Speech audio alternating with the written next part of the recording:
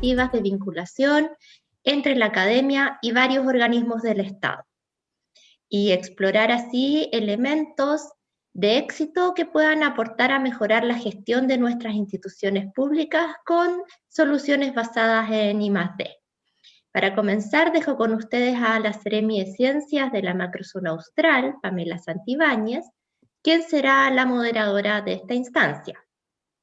Ella es bióloga marina de la Universidad Austral de Chile, con un doctorado en Ecología y Ciencias Medioambientales de Montana State University y un postdoctorado en el Desert Research Institute en el Laboratorio de Testigos de Hielo. Ocupa el cargo de Seremi desde noviembre de 2019.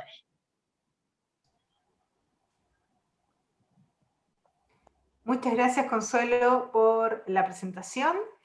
Y voy a hacer una breve presentación antes de comenzar el panel de estado, así que voy a compartir pantalla.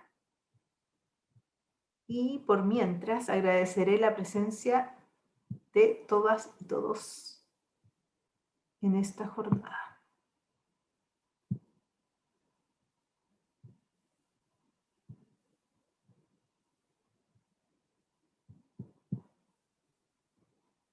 ¿Todos pueden ver? ¿Sí? ¿Consuelo? Se ve, pero no en modalidad de proyección. Vemos las diapositivas siguientes al costado.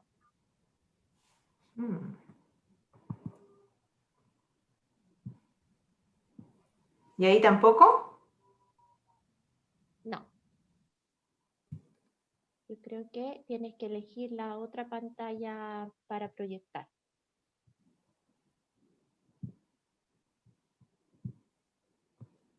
Ahí sí. Ya. Entonces, bienvenidas y bienvenidos a todos al panel de Ciencia y Estado. Ya tuvimos una mañana, ¿cierto?, con varias presentaciones bastante interesantes y que nos dan pistas de esta relación que existe tanto entre ciencia y Estado y empresa, pero también hemos tenido harta información acerca de esta relación de ciencia y Estado. Y como ya me había presentado Consuelo, en este minuto como científica me encuentro siendo parte del Ministerio de Ciencia, Tecnología, Conocimiento e Innovación, y siendo parte, ¿cierto?, del sistema público y de los gobiernos regionales, tanto de la región de Aysén como de la región de Magallanes. Y entonces soy Seremi de la Macrozona Austral, que compone estas dos regiones. Y aquí algo muy relevante: esta macrozona corresponde a 1/3 en superficie del territorio nacional. Es como para tener en cuenta la magnitud del territorio y lo que representa. Y hablando, para comenzar la conversación, ¿cierto?, acerca de esta relación entre la ciencia y el Estado, algo fundamental y que también mencionó la subsecretaria, es que el ministerio nace, ¿cierto?, en octubre del 2019, las seremías se forman entre octubre y enero, en este caso en noviembre del año 2019, pero tenemos esta pandemia. Aparece durante la formación y la instalación física, pero también la instalación dentro de los gobiernos regionales y dentro de las regiones, ¿cierto?, con una pandemia. Y creo que un claro ejemplo de esta relación entre ciencia y Estado es lo que ocurre con la formación de la red de laboratorios universitarios de diagnóstico de COVID-19. El decreto que permite este convenio entre el Ministerio de Ciencia y el Ministerio de Salud nace y se presenta, ¿cierto?, el día 27 de marzo. Y como la región de Magallanes ya tuvo sus primeros casos el 16 de marzo, y teniendo en cuenta que somos, ¿cierto?, 1/3 del territorio nacional, y no existía un laboratorio de diagnóstico, ya habíamos hecho un catastro de que también la cantidad de equipamiento científico no era suficiente como para lograr y establecer un laboratorio de diagnóstico. Así todo, con coordinación entre ciencia y Estado, se lo logra establecer el mismo y comienza a funcionar el 27 de marzo el laboratorio y el primer laboratorio universitario en Chile, y que es el laboratorio de la Universidad de Magallanes. Y aquí podemos ver en esta slide, ¿cierto?, quienes participan y nos permiten en este minuto tener el primer laboratorio para Magallanes, y que en este minuto realiza cerca del 70% de las muestras, y ha realizado el 70% de las muestras acumuladas que se han realizado en la región. Y diariamente hace entre el 60 o el 80% de las muestras de la región, ¿ya? Y aquí vemos un sinnúmero de instituciones, tanto científicas como instituciones del Estado, ¿ya? Y como también empresas. Entonces, gracias a esta alianza que ha ido creciendo con el correr de los meses, logramos instalar un laboratorio de diagnóstico COVID que ha sido fundamental para la región de Magallanes. ¿Y qué resalta para que podamos lograr, cierto? Porque yo creo que todos entendemos por qué es tan importante que ocurra esta unión. Quizás dentro de las conversaciones que vamos a tener con los distintos expositores y panelistas, ¿cierto? Va a quedar mucho más claro. Pero creo que lo que tenemos que reflexionar durante esta jornada es cómo lo hacemos. ¿Cómo logramos que se produzca esta sinergia y esta relación que tiene que ser muy estrecha entre ciencia y Estado? Porque el conocimiento es un bien público y tenemos que usarlo para toma de decisiones. Y creo que aquí las palabras clave, después de haber trabajado, ¿cierto?, en concretizar este laboratorio y en que siga funcionando, son palabras que hemos escuchado muchas veces, ¿cierto? Articulación, diálogo, traducción. Cuando me refiero a traducción, es que cada uno en el Estado, en el mundo científico, en el mundo empresarial, hablamos el mismo idioma, pero de manera distinta. Y es necesario que tengamos estas instancias de diálogo para ponernos de acuerdo, pero también necesitamos de actores claves, que son quienes traducen y logran esta vinculación entre las distintas instituciones. Y para eso igual necesitamos fortalecer y tener confianza, el respeto y la colaboración. Y cuando hablo de colaboración, este es un trabajo que estamos realizando en la Seremía, y es empezar a ver cómo se ha modificado esta colaboración con las distintas instituciones, en este caso, de la región también, específico a la región de Magallanes y la Antártica chilena. Estos son del número de publicaciones científicas que existen durante el año 2010, que tienen afiliación de personas de la región de Magallanes. Estas son las distintas instituciones y cómo están conectadas. Pero si vemos esto mismo con las distintas herramientas y acciones que se han realizado, en el año 2019 la colaboración ha aumentado, tenemos muchas más redes, el número de publicaciones también es mayor, pero aquí lo interesante es ver cómo las conexiones cambian y cómo un sinnúmero de actores y de instituciones hacen que el sistema científico de la región crezca. Entonces ahora lo que queremos, ¿cierto?, para la macrozona es que estas mismas relaciones que han crecido en el mismo mundo científico empiecen a conectarse también con las instituciones estatales y con la empresa. Entonces, quiero invitarlos a seguir participando, a escuchar a los próximos expositores, pero teniendo en cuenta de cómo logramos, qué necesitamos, qué instrumentos, qué herramientas, qué nos falta y cómo hacerlo para lograr esta relación que va a ser de suma importancia para el desarrollo del país y el desarrollo de nuestros territorios. Así que dejo de compartir. Y ahora presentaremos, ¿cierto?, a los primeros dos expositores, que serán Leonardo Muñoz, que es el jefe de la División de Ciencia y Gobierno del Ministerio de Ciencia, Tecnología, Conocimiento e Innovación, y Alan García, director ejecutivo de Sosofa Hub. Y para comenzar, la primera exposición será de Leonardo Muñoz, quien es geógrafo, magíster en Desarrollo Económico Local en London School of Economics and Political Science de Reino Unido, asesor del gabinete del Ministerio de Ciencia, Tecnología, Conocimiento e Innovación, y actualmente lidera la instalación de la oficina Ciencia y Gobierno. Ha desempeñado cargos de liderazgo en el Consejo Nacional de Innovación para el Desarrollo, CENIT, el Ministerio de Economía, Corfo e INDAP, en ámbitos ligados al desarrollo económico, regional, innovación y desarrollo productivo con foco en empresas de menor tamaño. Ha sido también académico del Departamento de Geografía de la Universidad de Chile y profesor de la escuela en el Departamento de Ingeniería Geográfica de la Universidad de Santiago de Chile, en áreas de geografía económica y análisis regional. Entonces, le damos la bienvenida a Leonardo y le damos el pase para su presentación. Muchas gracias, Pamela. Voy a compartir pantalla para poder compartirles.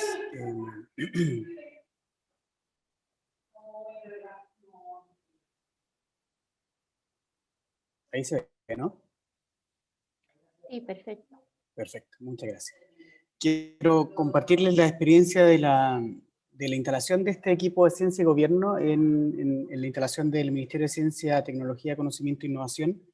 Y voy a tratar de ir haciendo eco de esta introducción que nos hacía Pamela, nuestra Seremi, en términos de la fortaleza que implica esta alianza entre la ciencia y el Estado para avanzar en articulación, diálogo, la confianza, el respeto, la colaboración y particularmente quiero decir esta idea de la traducción, que muchas veces no es una cuestión lineal desde lo que es el plano académico al plano de la toma de decisiones en políticas públicas, son necesariamente diálogos o formas, digamos, de diálogo que son distintas, que necesitan equilibrarse en términos de sus distancias para poder facilitar que efectivamente la articulación y la colaboración vayan ocurriendo.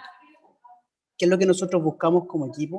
Es principalmente desarrollar y fortalecer capacidades para promover el uso de la evidencia científica como uno de los insumos para el diseño e implementación de las políticas públicas. Y aquí nuestra perspectiva es siempre apuntar a la mejor evidencia disponible, dado que necesitamos en muchos casos avanzar en el diseño de políticas públicas que sean robustas, o francamente diseñar políticas públicas en los espacios en donde esta no existe.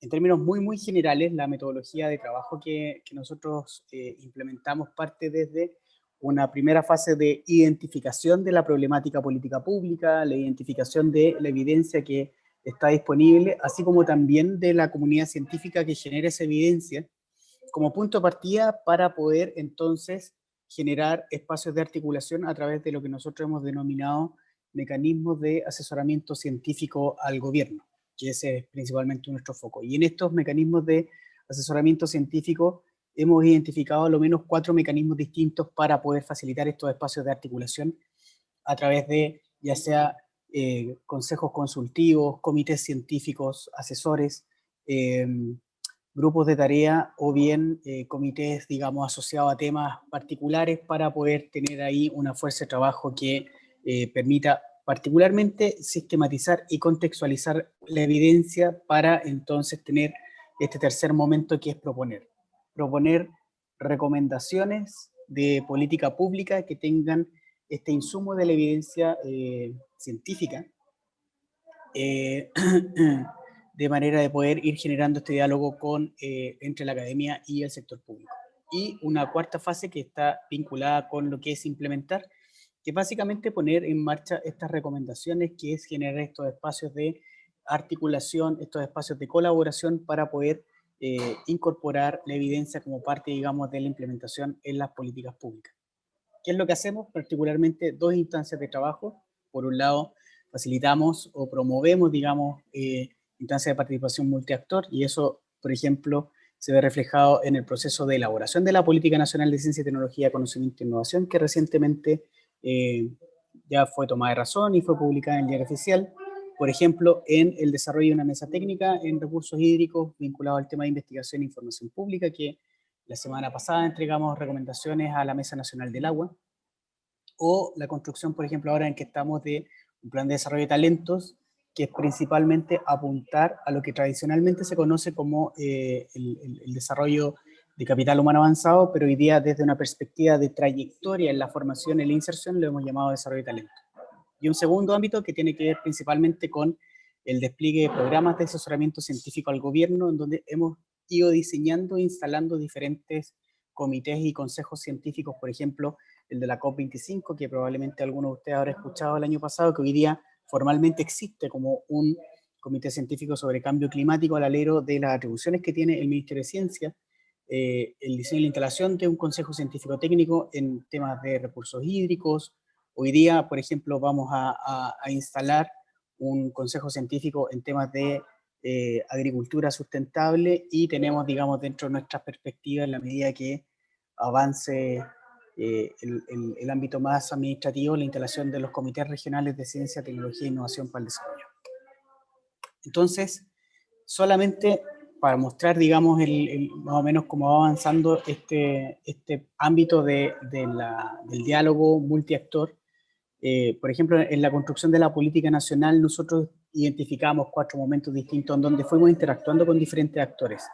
No nos centramos solamente en la academia, no nos centramos solamente en el sector público, sino que buscamos un diálogo amplio, considerando las diferentes regiones, considerando ámbitos técnicos, considerando las definiciones que la política iba desarrollando. De hecho, lo vemos aquí en el proceso de diálogo, que es la segunda columna, y eso entonces permite fortalecer estas definiciones preliminares de la política en la primera instancia, que nos permite entonces tener esta propuesta que el Ministerio hace disponible para poder organizar el sistema de ciencia, tecnología, conocimiento e innovación, que se traduce en particularmente estos 4 ejes que son los que componen la política, particularmente el refuerzo, digamos, de la vinculación de la ciencia, la tecnología, conocimiento e innovación con la sociedad, y junto con la sociedad también en el plano de educación, el poder identificar un ámbito o un eje, digamos, de futuro para poder anticiparnos, poder diseñar estrategias o iniciativas estratégicas, digamos, que nos permitan anticiparnos y prepararnos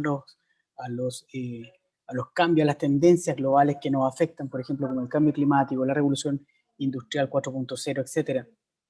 Por otro lado, el ámbito de fortalecimiento del ecosistema, que ciertamente es uno de los ejes centrales de la labor que nosotros hoy día queremos desarrollar como Ministerio de Ciencia para fortalecer los diferentes ámbitos de ciencia, tecnología, investigación individual, asociativa, etcétera. Y un elemento muy relevante, que ciertamente ahí está el corazón de lo que estamos discutiendo hoy día, es cómo generamos capacidades institucionales que habiliten un entorno en donde los diferentes actores que forman parte del ecosistema de ciencia, tecnología, conocimiento e innovación puedan interactuar. En el caso, por ejemplo, de la mesa técnica en recursos hídricos, fue una mesa en donde participaron 32 actores diversos, públicos, privados, academias, con el propósito de ¿qué? De poder consensuar y proponer qué requerimientos de información del agua son necesarios para toma de decisión pública, para toma de decisión privada, y también para la generación de conocimientos en recursos hídricos del país. Fue una mesa súper intensiva, súper diversa, con muchos ámbitos de discusión para poder llegar a un consenso de un propósito y recomendar cómo debiese ser una hoja de ruta para diseñar un sistema nacional unificado de información hídrica, que es parte de los desafíos, por ejemplo, de la Mesa Nacional del Agua, y considerando estas recomendaciones. Como les mencionaba, por ejemplo, en el programa de asesoramiento científico, ayer tuvimos la grata noticia, digamos, que se publica en el Diario Oficial la instalación de este Comité Científico sobre Cambio Climático a un año de la COP, en donde nosotros logramos vincular la ciencia y la toma de decisión en el ámbito climático.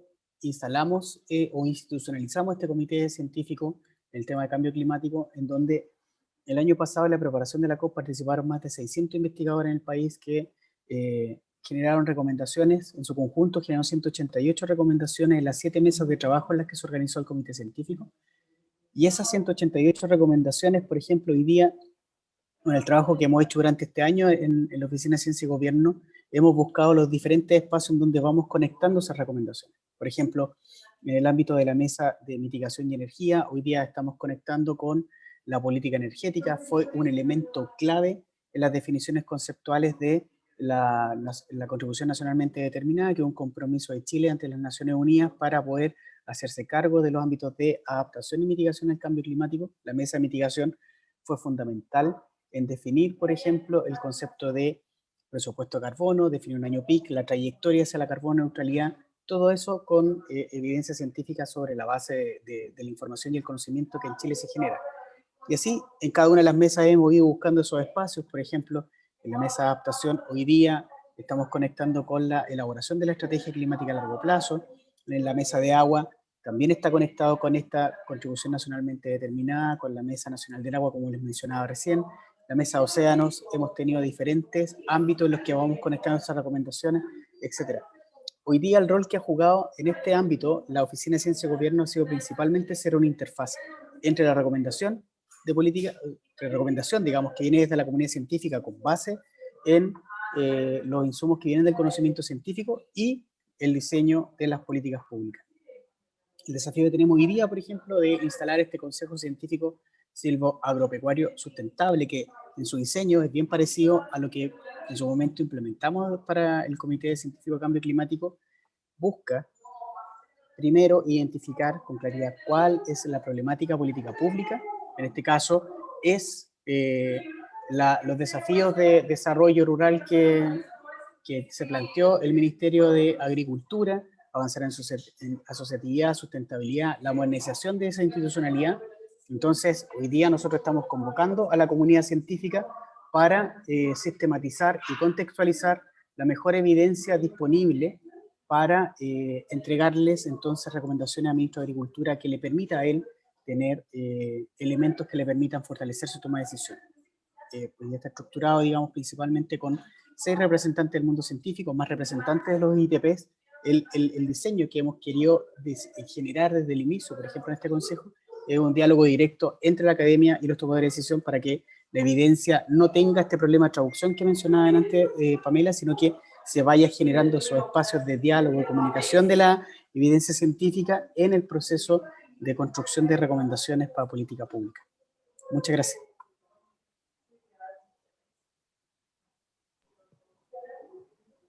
Muchas gracias, Leonardo. Y ahora es el momento de la presentación y la exposición de Alan García. Él es ingeniero civil industrial con diploma en tecnologías de información de la Pontificia Universidad Católica de Chile y partió su carrera profesional como emprendedor fundando 2 empresas de tecnologías de información. Luego ejerció en el sector público, ocupando cargos como subdirector de innovación empresarial en Innova Chile, gerente de operaciones de Corfo y miembro del Consejo Innova Chile, participando del proceso de evaluación y adjudicación de programas como Consorcios Tecnológicos 2.0 y Centros de Excelencia Internacional. Fue Country Manager de TecnoServe, una ONG internacional que desarrolla programas de emprendimiento social en 31 países.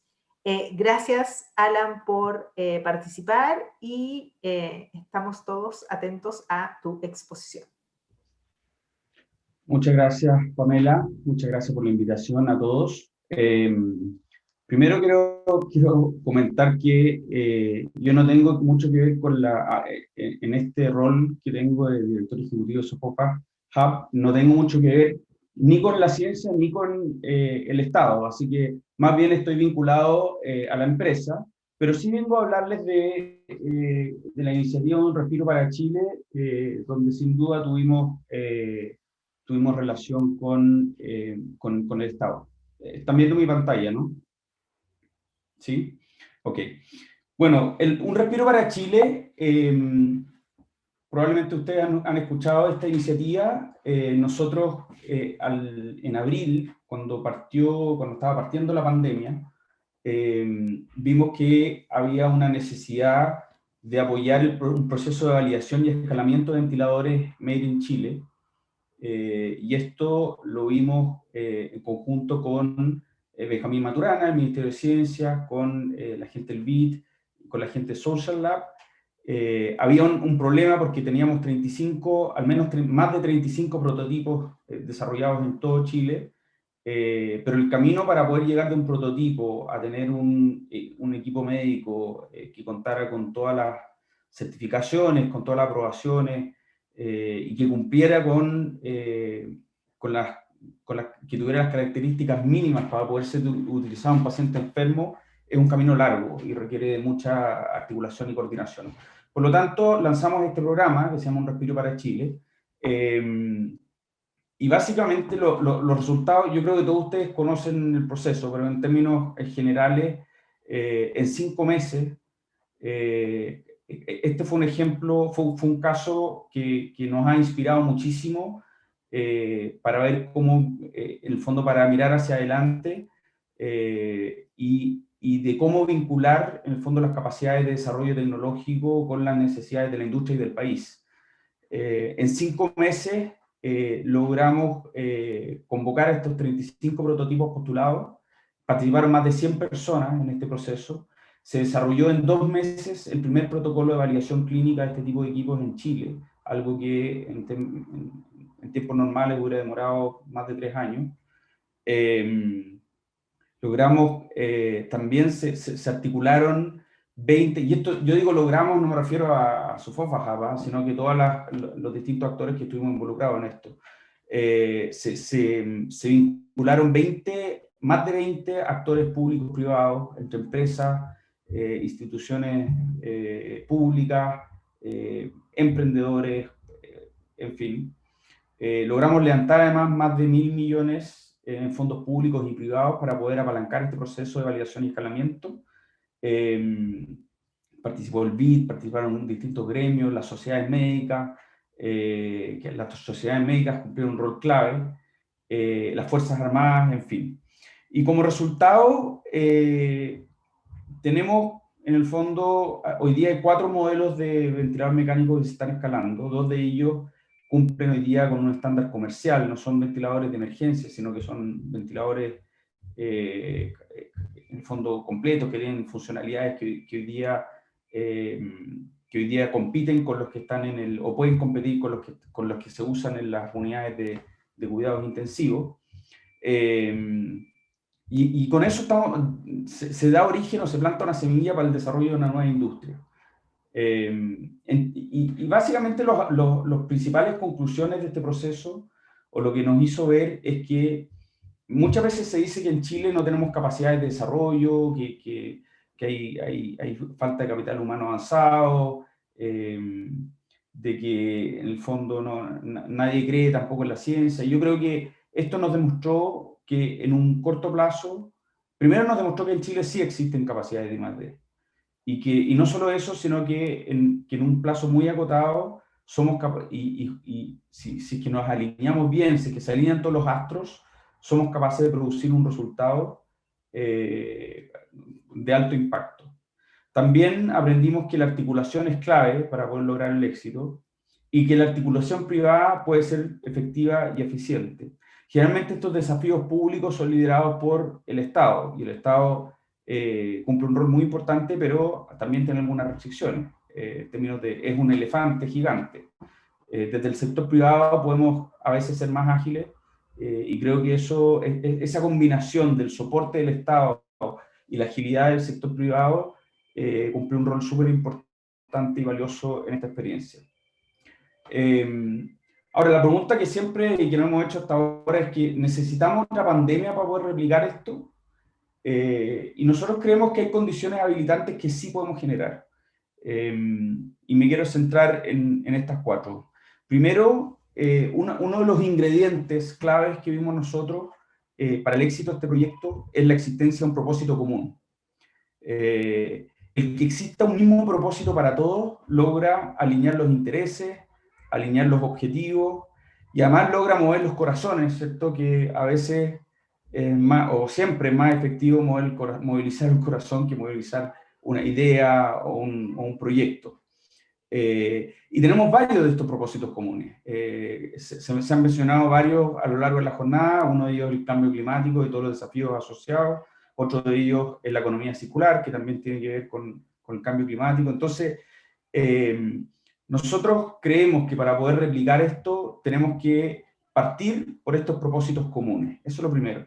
Lo segundo, involucrar al cliente desde el día cero. El haber involucrado a las sociedades médicas, que son finalmente quienes van a usar estos ventiladores mecánicos, fue fundamental. Y todos los equipos de desarrollo descubrieron aspectos fundamentales para su equipo que no hubieran descubierto de otra forma. Entonces, involucrar al cliente no cuando esté listo, sino que desde el día uno no solo es importante para poder acortar los tiempos, sino que es muy importante también para poder setear las expectativas con el cliente, y facilita el involucramiento del cliente, facilita también su compromiso, lo cual es fundamental para lograr la adopción tecnológica. Nosotros creemos que es en esta interacción con el cliente final donde se genera la magia, o donde se plantan en el fondo las bases para el éxito en la adopción tecnológica. El tercer ingrediente del éxito de esto es poner el desafío por delante de la plata. Creo que en Chile estamos súper viciados por el sistema de subsidios. Yo fui parte de Corfo, y le tengo mucho cariño a Corfo y a todo el gobierno en general y todo lo que hace, pero creo que cuando uno dice, aquí hay un cerro de plata, postulen proyectos, uno empieza a pensar, bueno, ¿cómo me gano este cerro de plata? Nosotros lo que hicimos en este caso es que no pusimos ningún monto de subsidio, ni apoyo por delante, sino que más bien dijimos, este es el desafío, quién trae la mejor solución, y ahí vamos a ver cómo y con cuánto los vamos a apoyar. Y creo que eso ayudó bastante, porque en el fondo, de nuevo, se alinearon los incentivos y los intereses, y el foco estaba puesto en el resultado y en el objetivo del proyecto, más que en el obtener la recompensa o la plata para poder seguir avanzando. Entonces, el diseño de estos procesos orientados a conseguir el resultado y no obtener la plata, creemos que también es algo súper importante. Y finalmente, el rol de articulación. Y aquí aprendimos un montón. Tuvimos que alinear un montón de actores que generalmente no conversan. Cumplir un rol de articulador es distinto a cumplir el rol de financista. Para ser exitoso en estos procesos se requieren mucho más que capacidades políticas, se requieren mucho más capacidades políticas que técnicas, eso hemos aprendido. Esto no se trata de tener un problema y pegarle una solución, para que eso... Esa es la primera etapa, pero para poder lograr la adopción, uno tiene que lograr convencer a un montón de gente, involucrarla, comprometerla, y sobre todo en este, como decimos, ¿cierto?, los que formamos parte del ecosistema de innovación, navegar el ecosistema no es trivial, y eso ocurre tanto en el sector público como en el sector privado. Por lo tanto, el tener un actor, que en este caso fue Sofofa, tener un actor que cumpla un rol de articulación de manera neutral, en el fondo, y más bien en un segundo plano, pero movilizando todos estos distintos intereses y objetivos o incentivos, creemos que también fue súper importante para lograr el éxito. Eso es lo que tengo para ustedes. Muchas gracias nuevamente por la invitación.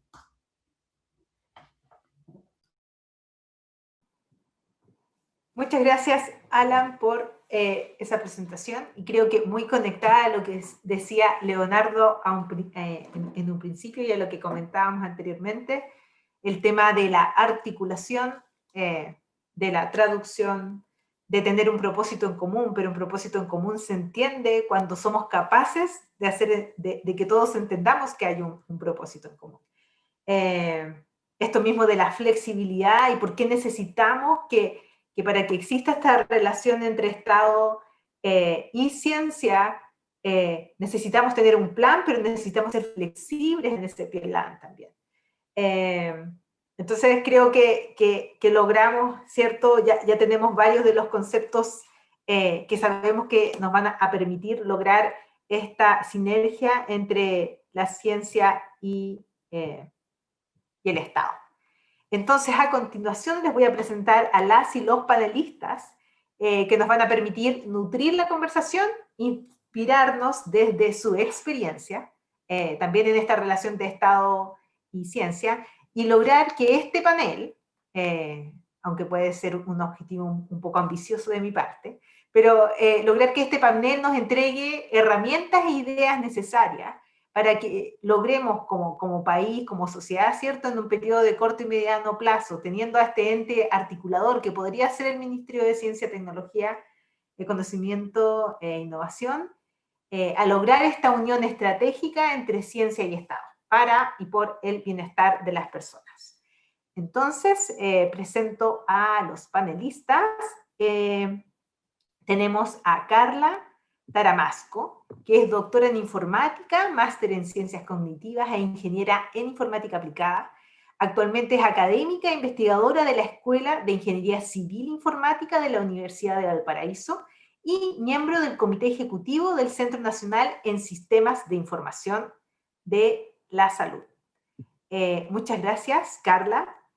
También tenemos a Leonardo Basso, ingeniero civil y magíster en Ingeniería de Transporte de la Universidad de Chile, doctor en Economía y Políticas de Transporte de la Universidad de British Columbia, profesor titular adscrito al Departamento de Ingeniería Civil de la Facultad de Ciencias Físicas y Matemáticas de la Universidad de Chile, es director del Instituto de Sistemas Complejos de Ingeniería y del Centro de Excelencia de la NIT. Muchas gracias, Leonardo, por participar también de este panel. También tenemos como panelista a Cristina Vergara, es ingeniero en alimentos y doctora en nutrición y alimentos de la Universidad de Chile, actualmente investigadora del área de alimentos del futuro y líder del grupo de especialidad de agregación de valor del Instituto de Investigaciones Agropecuarias, INIA. Y por último, muchas gracias, Cristina, por participar de este panel. Y por último, Marisa Torres, quien es médico cirujano, especializada en parasitología, magíster en salud pública, con mención en epidemiología en la Universidad de Chile.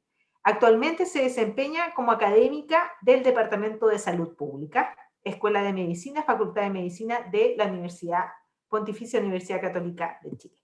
Así que agradecemos a todos y todas los panelistas que se incorporan a este panel para lograr, ¿cierto?, tener una conversación que nos permita quizás lograr y tener una visión de cómo lograr y fortalecer y crear más lazos para que esta relación entre ciencia y Estado siga adelante. Y para eso vamos a dejar entonces que se presente cada uno de los panelistas en 5 minutos. Carla. ¿Comienzo yo? Bueno, muy buenas tardes, muy buenos días todavía. Gracias por la invitación. La invitación que tenemos es a presentar un proyecto en el cual estamos trabajando, así que voy a compartir pantalla y les voy a compartir la experiencia que hemos tenido. Es un proyecto FONDEF en 2 etapas, ideas en 2 etapas, el sistema inteligente para la gestión y análisis de la dotación de camas en la red asistencial del sector público. Es un proyecto liderado como entidad beneficiaria por la Universidad de Valparaíso y tenemos otras entidades asociadas como el Hospital Carlos Van Buren de Valparaíso, el Servicio de Salud de Atacama, el Hospital Regional de Copiapó y el Hospital de La Serena y el Servicio de Salud de Concepción. O sea, como pueden ver, hay un conjunto de entidades asociadas del área de la salud que nos acompañan en este gran desafío de tener un sistema inteligente para la gestión de camas. Contarles un poco cómo nace. Bueno, siempre me imagino que ustedes han escuchado en todos los medios que tenemos insuficientes camas hospitalarias. Es efectivo, evidentemente ahora con COVID ha habido un esfuerzo significativo por aumentar la dotación de camas, pero seguimos teniendo insuficientes camas hospitalarias, lo que hace bastante difícil el acortar los tiempos relacionados a la espera de una cama. Además tenemos inexistentes plataformas que gestionen la hospitalización de los pacientes propiamente tal, que gestionen las camas y el uso de estas camas. Y cuando hablamos de las camas estamos pensando en un proceso completo que implica desde la solicitud de una cama hasta la asignación, el traslado y después la hospitalización del paciente. Es decir, hay distintos tiempos involucrados en este proceso que se conoce como la administración o la gestión de las camas. Estamos pensando que el 20% de los pacientes espera en Chile una cama por más de 12 horas. Y eso es, de alguna manera, una estadística optimista, porque cuando llegamos a algunos hospitales lo que nos relatan las propias enfermeras e incluso los directivos es que tienen pacientes a veces esperando sobre 30 o 40 horas una cama. Y para más o menos entender la magnitud, en Chile hay 670 pacientes que se les indica la hospitalización desde las unidades de urgencia cada día. Por lo tanto, es algo bastante relevante dentro de lo que implica la atención hospitalaria de nuestros pacientes. ¿Qué es lo que proponemos entonces? A partir del trabajo con un equipo interdisciplinario y en conjunto y colaboración directa con los hospitales y los equipos de salud, por desarrollar este sistema inteligente para la gestión de camas. ¿Cómo empezamos a trabajar en esto? Bueno, lo primero que uno hace es la típica búsqueda bibliográfica porque somos académicos y es como la base inicial, pero en realidad yo creo que la clave, un poco como mencionaban en la presentación anterior, es que empezamos a trabajar con los agentes claves del proceso. Y cuando hablamos de los agentes clave nos empezamos a dar cuenta que no era solamente necesario conversar con ellos de manera individual, como serían las unidades de gestión de cama y los encargados de gestión de cama, sino que también generar una articulación con los distintos actores de este proceso, porque cuando empezamos a llegar a los hospitales, a contactarnos evidentemente con los referentes, lo que nos empezamos a dar cuenta fue que entre los distintos actores del proceso no hablaban. De hecho, nos dimos cuenta que no se habían sentado nunca en una mesa en conjunto para entender cómo cada uno formaba parte de un gran proceso y que finalmente si íbamos optimizando la labor de cada uno íbamos a optimizar un proceso global. Y fue así como por primera vez en el Hospital Regional de Copiapó hace algunos años logramos sentar en una misma mesa de trabajo los jefes de las unidades clínicas, los encargados de tecnología, la gente de estadística, enfermeros, matrones, funcionarios del servicio de salud y la unidad de gestión de camas. Y ahí comenzamos con este gran desafío que era generar un sistema que les permita optimizar. Y optimizar estos 5 puntos claves. La solicitud de la cama, que ojalá tuviéramos un tiempo estimado en solicitarla de 2 a 3 minutos, la asignación de la cama, en el cual lo que esperábamos era tener un tiempo de 2,7 horas, 2,7 horas en promedio, estamos hablando en realidad entre 2 y 3 horas como para poder asignar una cama. El traslado del paciente, cuando se le asigna la cama desde la unidad de urgencia, hay que trasladarlo a la unidad de cuidados donde fue asignado. Luego la hospitalización, es decir, probablemente acostar al paciente en la cama. Y por último, optimizar los días de estada del paciente. ¿Cómo lográbamos finalmente optimizar todo este proceso? Es que nosotros proponemos una plataforma inteligente que lo que hace es que optimiza cada uno de estos tiempos a partir de un modelo de optimización, en el cual va recomendando a los usuarios qué cama asignar, qué unidad asignar, en base a un conjunto de restricciones previamente conversada y acordada con los agentes claves. ¿Qué es lo que logramos finalmente? Además de lo mencionado anteriormente, porque lo mencionado anteriormente fue la primera etapa, fue el FONDEF de la etapa 1. Y tuvimos bastantes buenos resultados en ese FONDEF y decidimos postular a un segundo FONDEF nuevamente respaldados por estas instituciones, en el cual lo que hacemos, que es la continuación del primero, en el cual lo que hacemos es empezar a ampliar el impacto de nuestro primer desarrollo hacia otros desafíos dentro del hospital. Y dentro de eso empezamos a incluir, por ejemplo, todo lo que es el proceso de derivación de pacientes hacia otros centros de atención de salud. Cuando tenemos un hospital regional, lo más probable es que algunos pacientes de menor complejidad puedan ser transferidos a algún otro centro, o a la inversa, algún paciente que viene desde un hospital de menor complejidad a un hospital de mayor complejidad. A la vez empezamos a incluir todo lo que tiene que ver el manejo de infecciones asociadas a la atención de salud, la hospitalización domiciliaria, y por último el gran desafío es ya no solamente pensar en la cama y en el paciente, sino que también en los gastos involucrados de ese paciente en su estadía hospitalaria. Lo que logramos como resultado es un sistema que hoy en día está en producción en el Hospital Regional de Copiapó, con una excelente recepción usuaria. Partimos un pilotaje en el 2018, normalmente íbamos a estar en pilotaje como 6 meses, luego del pilotaje 1 mes nos dijeron, por favor, partamos inmediatamente una marcha blanca. En diciembre nuevamente dijimos, bueno, vamos a estar en marcha blanca 6 meses. En enero nos dijeron, queremos partir en la producción de todo el hospital y el uso completo de este sistema en el hospital. Los resultados fueron, tenemos desde el 2019 al 2020 una disminución de tiempos de espera entre la solicitud y la asignación de cama. Pasamos de 6,8 horas a 2,7 horas. Una disminución de días de estada de los pacientes. ¿Por qué? Porque generamos un conjunto de alertas que permite optimizar el tiempo del paciente hospitalizado. Muchas veces el paciente está hospitalizado solamente en espera de un examen, pero eso implicaba ocupar una cama. Y ese tipo de reducciones lo que hacen es que hoy en día tenemos una reducción de 4 días entre el 2019 y 2020, considerando que tuvimos una pandemia, habría sido ideal tener todavía una barra más de tiempo y poder comentarles esto en el 2021 y ver cómo ha impactado la pandemia, pero son los datos que tenemos. Y con eso hemos logrado calcular que finalmente la reducción de los días de hospitalización, por ejemplo, tiene un impacto de 422 millones de pesos, solamente para el Hospital Regional de Copiapó. No solamente nos quedamos con optimizaciones de tiempos y optimizaciones en cuanto a la gestión, sino que también cuál es la opinión de nuestros usuarios. Este es un sistema que lo utiliza el 100% de los usuarios vinculados al proceso de gestión de cama, con el 100% de las unidades funcionales, el 100% de los usuarios encuestados, que lo que hacemos es una encuesta cada 6 meses de la percepción usuaria, afirma que se disminuyen los tiempos de traslado, que apoya el proceso de traslado de pacientes, que mejora el proceso de gestión de cama, y de esa manera lo que estamos haciendo es apoyar el trabajo cotidiano que hacen el conjunto de clínicos que está hoy en día involucrado en el hospital, y clínicos y técnicos, porque también estamos trabajando de manera colaborativa con el equipo TIC.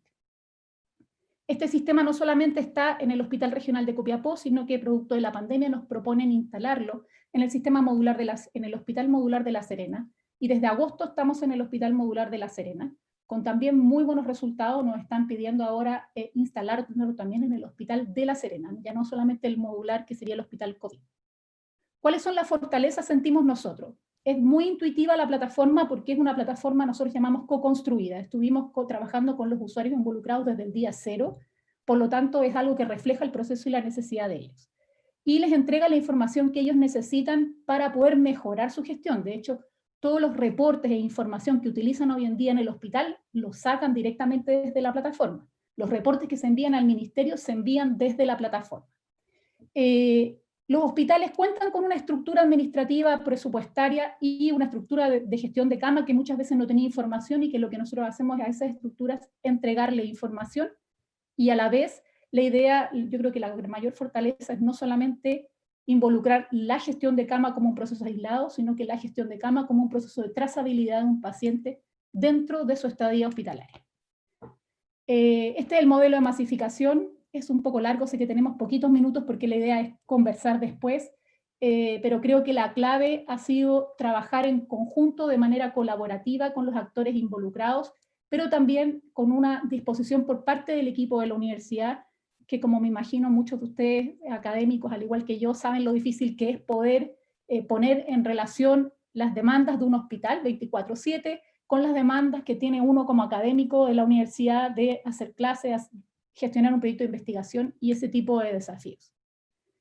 Por último, resultados esperados como los que estamos trabajando en este momento y que esperamos lograr, es masificación del sistema en el sector público y privado, la mayor disponibilidad de camas. ¿Por qué? Porque si logramos disminuir si logramos este impacto que tenemos en Copiapó y en el hospital modular, llevarlo a los otros hospitales de Chile, lo que estamos logrando es una mayor disponibilidad de camas. Con eso se disminuyen las listas de espera. Y desafíos también, estrategias de venta y difusión. Hemos estado trabajando con algunos interesados en Colombia, en México y Perú. Tenemos muchísimas debilidades en esa área, porque desde armar el presupuesto a saber cuánto le podemos cobrar para entregárselo, a cómo lo vamos a transferir, a cuáles son los convenios, cómo se trabaja el tema de propiedad intelectual y muchísimos desafíos más que podemos conversar después de esta presentación en el pedazo que vamos a tener justamente de conversación. Aumento de resolutividad en los centros hospitalarios, lo cual ayuda bastante en el cuidado del paciente y en su rápida alta, y expandir este sistema a otros procesos. Hoy en día estamos también viendo la posibilidad de, si estamos ya optimizando todo el proceso de gestión de cama y nos estamos yendo a un proceso de trazabilidad del cuidado, también sería interesante poder involucrar, por ejemplo, todo lo que tiene que ver con pabellones o con algún otro tipo de insumo relevante dentro del hospital. Una presentación relativamente rápida para todo lo que quería contarles, pero ahí seguimos conversando en las preguntas. Muchas gracias. Muchas gracias, Carla, y creo que, de nuevo, está todo conectado, ¿cierto? Ampliar, empezar por el cliente. Necesitamos que estas nuevas ideas y esta relación y las necesidades y los problemas nazcan y estén involucrados desde un principio los clientes o los usuarios. Así que creo que eso también es una conexión, y involucrarnos a todos, articular, colaborar que aunque es complejo, es necesario para que tengan un mayor impacto. Y lo otro creo que también va unido, y creo que después también se puede conectar, es esto de ampliar el impacto. De repente, como esto están haciendo o está empezando, comenzar en pequeñito, ¿cierto? Y después ir ampliando el impacto y incluyendo a otras instituciones, creo que también es bastante relevante. Entonces ahora le damos el pase a nuestro panelista Leonardo Paso. Gracias, Seremi, gracias, Pamela. Un gusto saludarlos a todos, espero que se encuentren bien. Voy a compartir pantalla, a ver si esto se comporta compartiendo. Bien. Yo soy Leonardo Basso, soy el director del Instituto de Sistemas Complejos de Ingeniería y académico de la Facultad de Ciencias Físicas y Matemáticas de la Universidad de Chile. ICI es un centro de excelencia de la NID con financiamiento basal. Y claro, una de las cosas que un centro como ICI tiene que hacer es investigar, innovar y transferir. Es parte central de nuestra misión. Entonces, hay hartas cosas que podríamos contar, pero para enfocarnos en algo que sea atingente hoy y cómo fue funcionando, decidimos en conjunto con Alfredo enfocarnos en este proyecto, que es el testeo estratégico por movilidad para la búsqueda activa de casos COVID-19. Tiene todo esto que hablaba... que hablamos antes de la urgencia del tema COVID y de qué es lo que tuvimos que hacer. Entonces, voy a intentar ser breve y voy a partir con dos observaciones. La primera observación es que la movilidad afectó la tasa de contagios. En todas partes del mundo se usaron las cuarentenas, es decir, tratar de evitar que la gente se moviera como una manera de cortar la cadena de contagio. Esto fue así en todas partes. Nosotros en ICI entendimos rápidamente que, por lo tanto, entender movilidad iba a ser central. Y una de las cosas que hicimos muy temprano en la crisis fue generar esta alianza con Entel y con Entel Ocean, que es el equipo que genera, el equipo de Data Science de Entel, para tratar de observar movilidad. Lo hicimos muy temprano en la crisis y comenzamos a observar y a reportar movilidad muy tempranamente. Eso se refiere mucho más a ciencia empresa y de hecho ayer Entel Ocean estuvo hablando de este proyecto, entonces yo lo voy a usar como insumo. En base a los datos que generamos con los paneles de Entel, pudimos identificar que una baja de 10% de movilidad significaba una baja de 20% de los contagios semanalmente. Como la movilidad la respuesta a las medidas de confinamiento se agota en el tiempo. El gráfico de la derecha, que es un gráfico navegable, ustedes pueden ir a verlo al visor de COVID Analytics, muestra varias cosas. Muestra primero, todos los puntitos rojos son cuarentenas totales. Y ustedes pueden ver que las cuarentenas totales, por ejemplo, la Quinta Normal, simplemente se fue agotando en el tiempo. La gente no era capaz de sostener su cuarentena. Esa es la primera observación. Por lo tanto, las medidas de confinamiento se agotan en el tiempo. Lo otro que pueden observar es que son dispares, ¿cierto? Acá en azul está Puente Alto, donde después del cierre de colegios y universidades, la verdad es que no pasó mucho más, se mantuvo casi siempre en una movilidad. Y acá abajo está Vitacura Las Condes, que tuvieron un comportamiento mucho más parecido a lo que se esperaba. La autoridad esperaba una baja de movilidad de cerca del 50% en todo Chile y eso se alcanzó en solo 3 comunas de Chile. Entonces, lo que uno ve es que cuando se avanzó hacia la fase de transición, preparación, apertura inicial en todo el país, Chile se estaba moviendo. De hecho, un poquito más terrible, a fines de agosto, cuando 26 de las comunas de la región metropolitana, por centrar en RM, estaban todavía en cuarentena total, la movilidad era mayor que cuando no había ninguna medida de confinamiento a fines de marzo. Entonces la pregunta que surge, y esta fue una pregunta que surgió en conversación con el Estado, con MinSal, es ¿cómo controlamos contagios si Chile se está moviendo? El problema es que uno puede detectar casos sintomáticos porque se acercan a un centro de salud. Desde ese centro de salud se les hace un test, se le identifica el contagio, van a su casa. La conjetura es que hay contagio comunitario. Es decir, estas personas que están contagiadas en sus hogares, que pasaron 3, 4, 5 días contagiando, pero sin mostrar síntomas, contagiaron a otros. Estos contagiados pueden ser asintomáticos, todavía no muestran síntomas, pero saco muy poco yendo a testearlos a las casas, porque se están moviendo durante el día. Entonces la pregunta es, ¿dónde ubico los casos activos, o sea, personas contagiadas asintomáticas? Entonces, lo que nosotros hicimos fue tratar de contestar esta pregunta y conversamos con MinSal, conversamos con el Ministerio de Ciencia y rápidamente generamos un nuevo convenio, una nueva alianza en el que confluyeron el Instituto de Sistemas Complejos de Ingeniería, MinSal y el Ministerio de Ciencia, de manera de poder combinar la información epidemiológica con la información de movilidad. Acá hicimos un trabajo muy grande, súper interesante, con el Departamento de Emergencias y Desastres de MinSal, donde están los geógrafos que manejan la información territorial, e hicimos lo siguiente. Gracias a la información de MinSal, nosotros conocemos en cada una de las zonas censales, son más chiquititas que una comuna, que es el nivel al cual tenemos la información de movilidad, conocemos cuáles son los casos activos, la residencia. Entonces, en la zona censal 1 hay 3 casos activos, en la zona censal N de residencia hay 7 casos activos. Entonces, lo que hacemos es que nosotros sabemos, mediante la información de movilidad, cuánta población flotante va de cada zona a una zona censal que nos interesa, que es la zona censal I. Y hacemos una estimación de cuánta de esa población flotante que va a la zona I está contagiada. Hacemos una estimación de la población flotante activa asintomática que va a dar a esa zona. Y de esta manera, usando información de la semana anterior de epidemiología y la información de la semana anterior de movilidad, nos permite proyectar cuán probable es encontrar personas contagiadas asintomáticas en esta zona censal. ¿Cuál es la idea? La idea es entregarle a la autoridad lo que nosotros llamamos un índice BAC. Es decir, nosotros creemos que un buen lugar para ir a hacer búsqueda activa de casos asintomáticos es este, porque la probabilidad de que usted los case poniendo un carrito de PCR ahí es alta. Y yo no puedo no contarles cuáles son los desafíos de esto.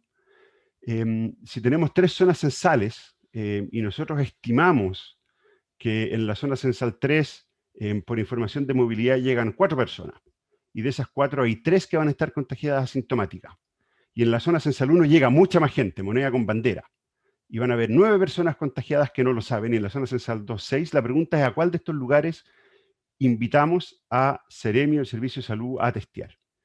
Si ustedes se dan cuenta, la zona censal 3 tiene alta positividad, ¿cierto? 0,75, 75% de la gente está ahí. Pero si uno pone un carrito de PCR, como hay muy poca población flotante, voy a capturar solo un caso. La zona censal 2 y la zona censal 1 son un poquito más complejas, ¿cierto? Porque la zona censal 2 tiene mayor positividad, menos que la 3, pero más positividad, 0,25.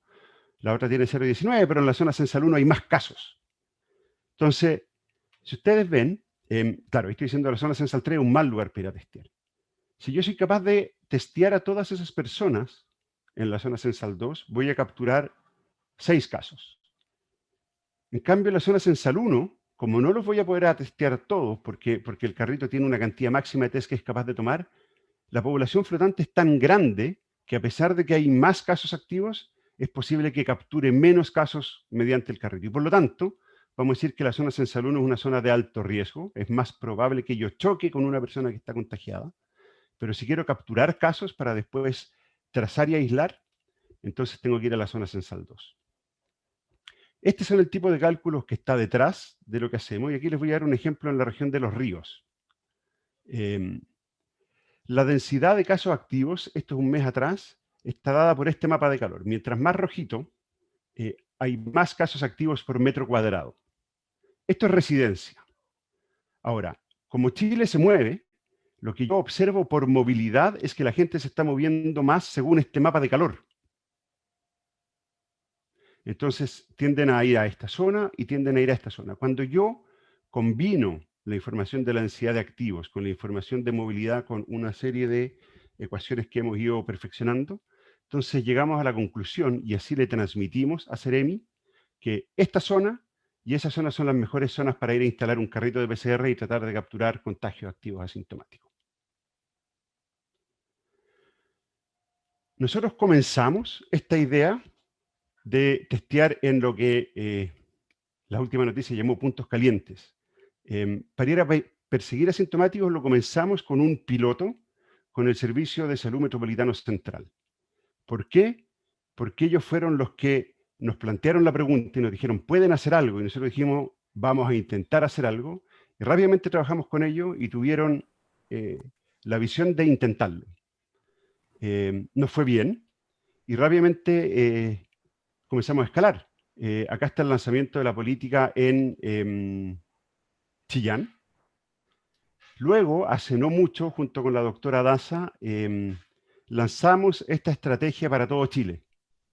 Es decir, ahora cada una de las Ceremis tiene acceso a un mapa que nosotros generamos donde pueden navegar la proyección de este índice BAC para orientar su búsqueda activa de casos en las diferentes regiones. Entonces, allá estamos en Biobío, acá está Valparaíso, aquí está la Aysén, Subse, aquí está Aysén haciendo esto. Y lo que ocurre ahora es que nosotros desde ICI tenemos un equipo que presta ayuda con esta estrategia y esta plataforma a todas las regiones de Chile. Resultados. MinSal está siguiendo la estrategia nacional de BAC usando nuestros mapas. Acá abajo está cómo se ve un mapa de calor. Este es el mapa de Concepción. Entonces, los geógrafos en cada una de las seremías son capaces de navegar estos mapas, filtrarlos, escoger dónde tienen que ir el lunes, dónde les conviene ir el miércoles, porque los días de semana no son iguales, porque hay ferias o no, las movilidades no son idénticas. ¿Cómo nos está yendo? Estamos levantando los resultados, estamos levantando la estadística, pero tengo casuística de la macrozona austral. Estos son datos de la segunda quincena de noviembre en Punta Arenas. Los operativos de búsqueda activa de casos, hubo 3 que fueron orientados por nuestro índice y hubo 19 que fueron orientadas por otras razones, porque por supuesto nuestro índice, nuestra orientación complementa otras buenas razones para hacer BAC, que tienen que ver con un punto estratégico o con ir a buscarlos a Rosbar.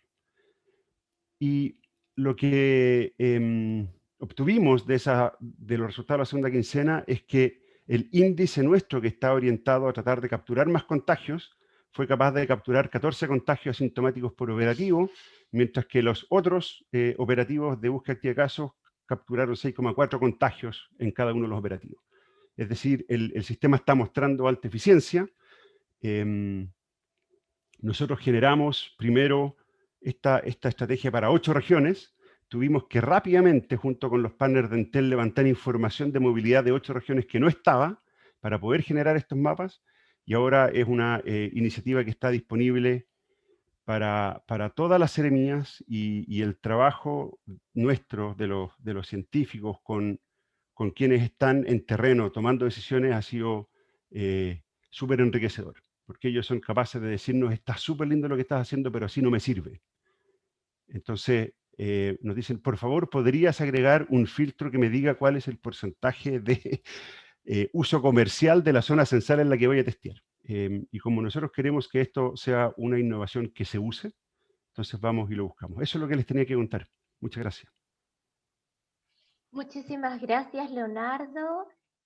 Tuvimos que despedir a Pamela, nuestra Ceremi, en el intertanto porque está con otro compromiso en su agenda. Así que seguimos por aquí en el panel nosotros. Como bien decía Leonardo y nos dejó el mensaje en la Ceremi también, ¿cierto? Lo importante que es aprovechar las capacidades que tenemos instaladas en los sistemas de investigación, en las universidades, centros de investigación, para generar ciertos bienes que permitan tomar decisiones a las instituciones públicas basadas en el conocimiento, y esto es un claro ejemplo de cómo ágilmente se logró tomar decisiones en función de la información que se podía tener a disposición. un tremendo ejemplo. Pasamos entonces ahora a darle la palabra a Cristina Vergara, quien nos va a contar un poquito de la iniciativa en la que participó. Hola, gracias Consuelo. ¿Me escuchan bien? Perfecto. Perfecto. ¿Y se ve la presentación en modo presentación? También. Súper. Bueno, muchas gracias a todos. Estoy muy contenta de que nos hayan invitado a participar de esta sesión, en este panel tan interesante. En este proyecto que vamos a presentar como caso que se desarrolló exitosamente, vamos a llevarnos entonces al mundo de los alimentos ahora. Vamos a salir un poco del COVID y vamos a ir a la alimentación saludable y a lo que tiene que decir lo que comemos diariamente. Así que a continuación les voy a presentar parte de los resultados más importantes y tratando de ajustarme al tiempo también, de un proyecto de inserción que se desarrolló en el INIA, en el Instituto de Investigaciones Agropecuarias, en donde, o con el cual me permitió incorporarme como investigadora a línea, específicamente al área de alimentos.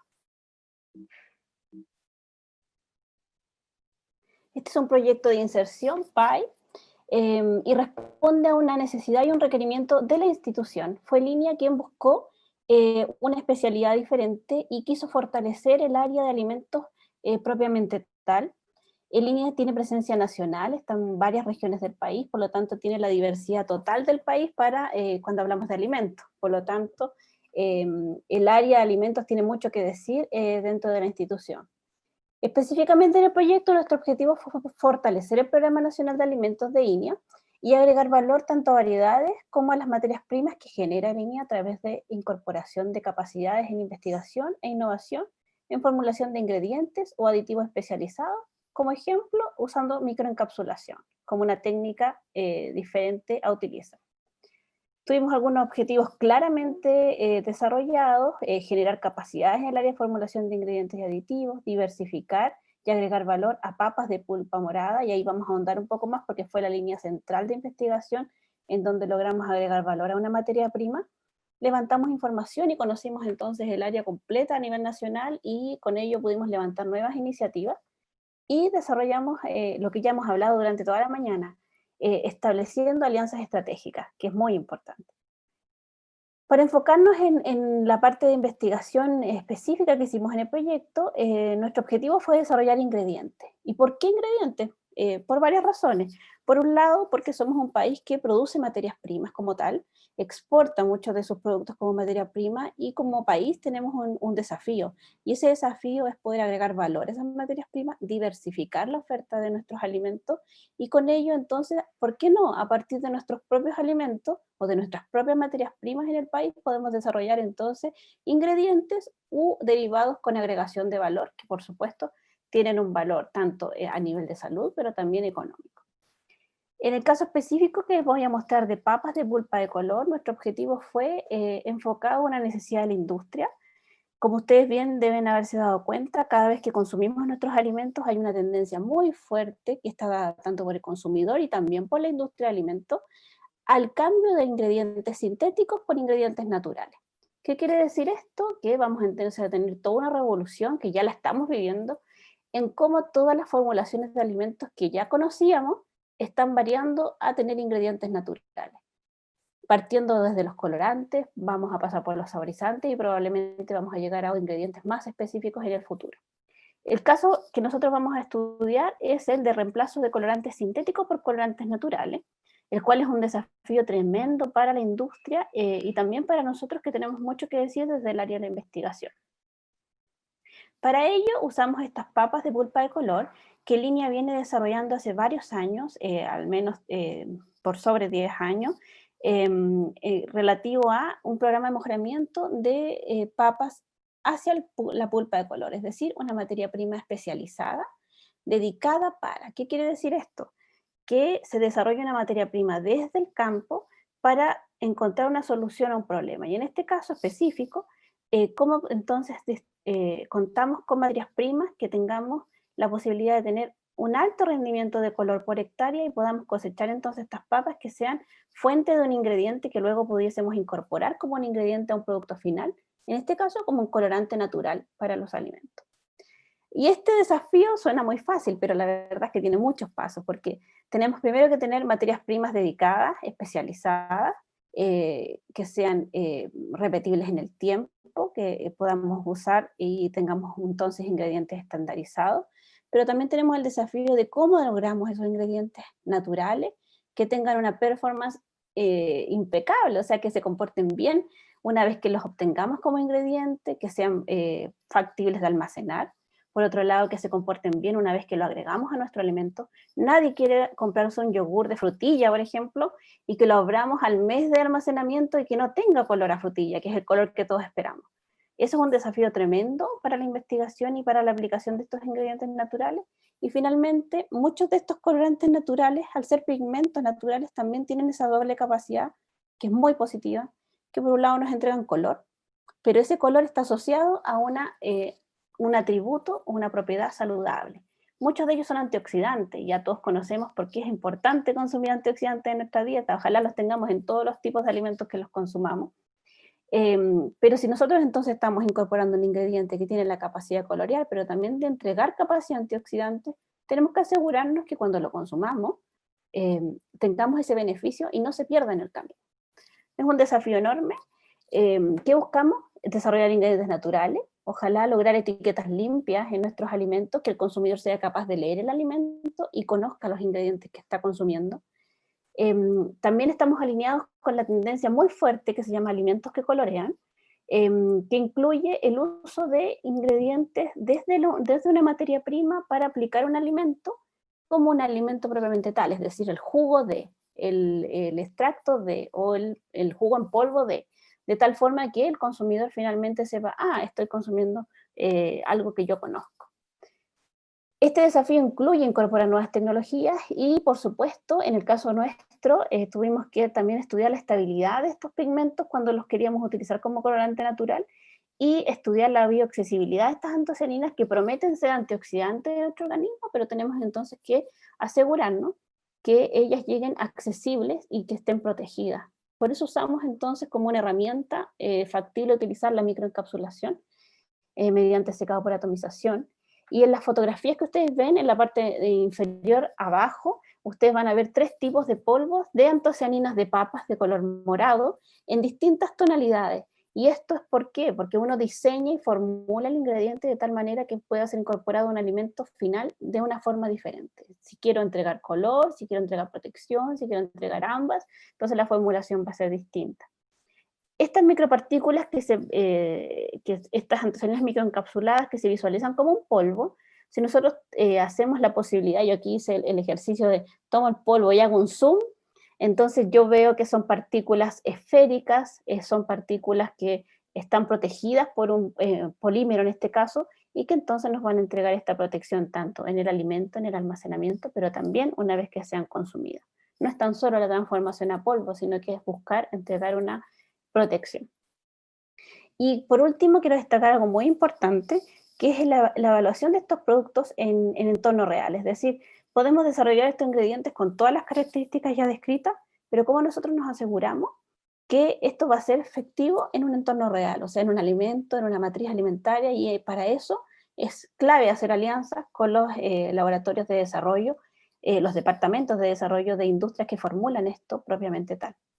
A través de este programa de inserción, quiero destacar algunos logros que se alcanzaron.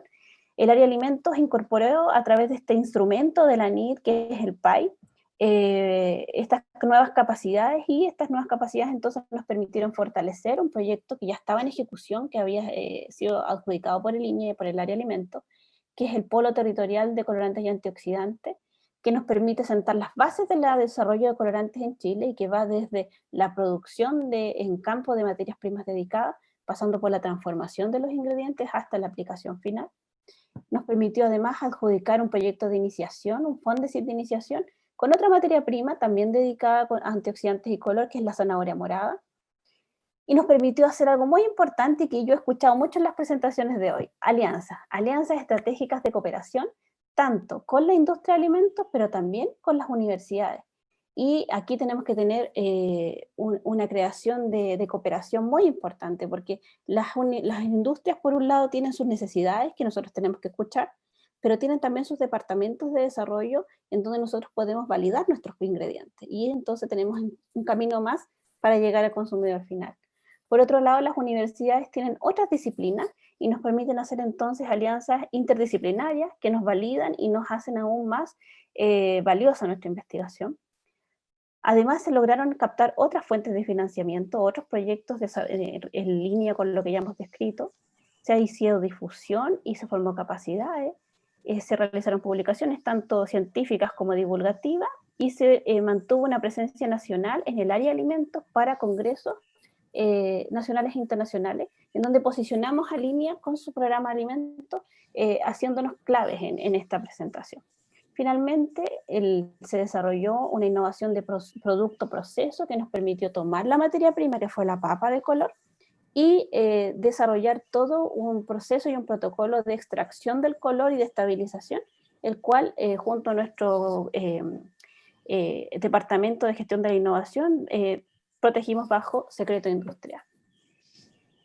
Finalmente les quiero contar cuál es el escenario actual, ya post proyecto, y el proyecto terminó el año pasado. Hoy día estamos enfocados como institución. Línea ha decidido tener un eje estratégico que es el Área Nacional de Alimentos del Futuro. Como ya les adelantaba, Línea tiene presencia a nivel nacional.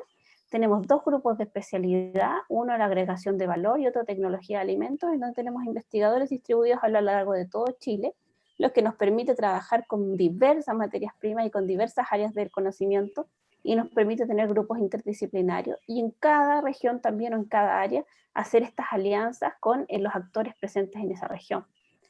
Los invito, para finalizar, a visitar la página, aquí está presentada, para que nos puedan conocer un poco más en detalle y nos puedan contactar si así lo consideran necesario.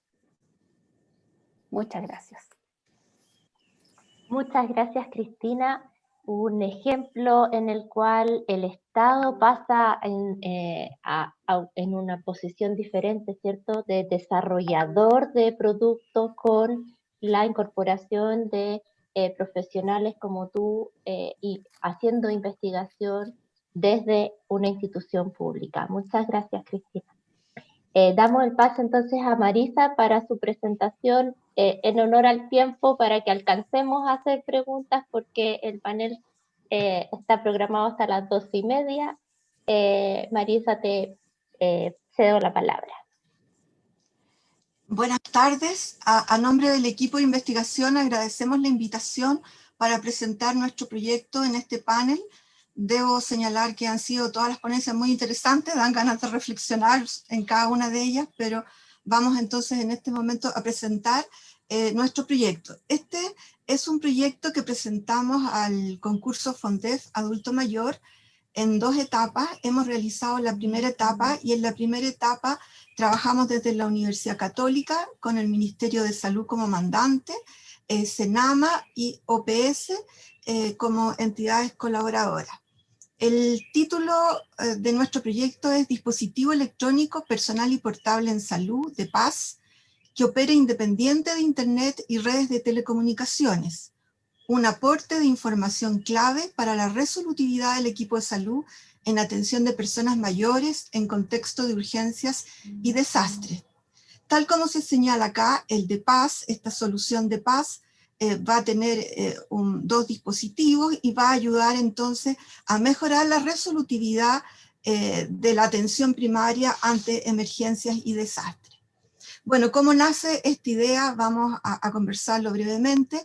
En una experiencia que tuve en Copquecura el 2010, cuando fui como voluntaria a cargo de un equipo médico a colaborar con el CESFAM de Copquecura, epicentro del terremoto, recordemos un terremoto 8.8, con una duración de 4 minutos, un gran terremoto, en una ciudad pequeña, donde todas las casas de adobe se vinieron al suelo.